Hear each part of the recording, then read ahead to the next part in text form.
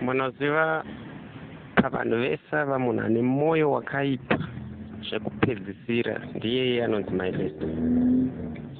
Mukadzi uyu ane mwoyo usina kunaka, ndiye munhu akashatisisa pavanhu vese ivava. Baba mukuru vakanga vaine chinangwa chavaida kuurayira Tapiwa. Vakatotora nguva yavo vakazvifunga kuti ndofana kumuuraya ndidai zvinhu zvangu zvindiitiri. Tafadzwa akanga achingoda mari, zvakawanda anga asinei nazvo, anga achingoda mari.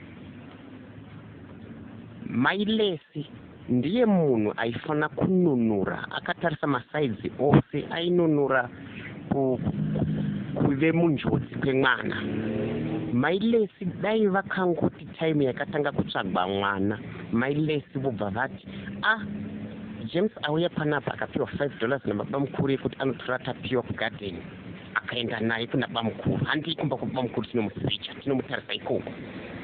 Mailesi dai vakangodaro chete, vanhu vadai vakangonanga chete mugarden, vakangonanga chete kumba kwa baba mukuru vakatonoona mwana asati aurawa. Asi Mailesi havana kudaro.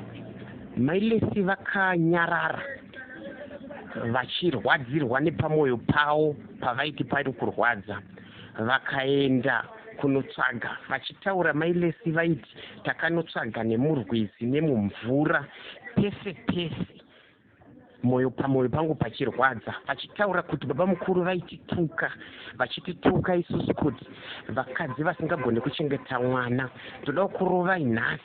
Ivo vachiziva kuti baba mukuru vakavharira mwana mumba, vati vaitituka, isusu tiri varombo, ngavasiyane nesu neurombo hwedu. Ndo mashoko akanga achitaurwa naMailesi. Vati vachizviziva havo ivo Mailesi kuti mwana wavaitsvaga panguva yavaitsvaga mumvura imomo ari kumba kwa baba mukuru, kwaaendeswa nemwana wavo James akatopiwa mari.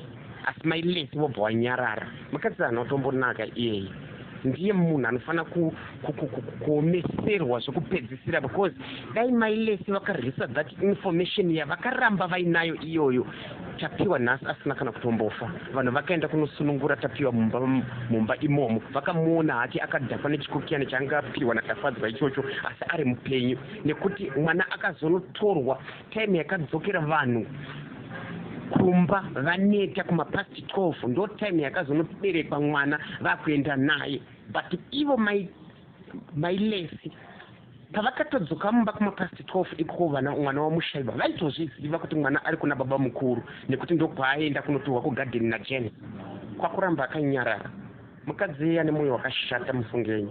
Mukadzi iye ndiye muroyi wekupedzisira pasi panapa. Anombonaka mukadzi anonzi Mailesi, achinyepa kuchema nhando, achinyepa kuswedera padhuze namaitapiwa, zviri zvekunyepa.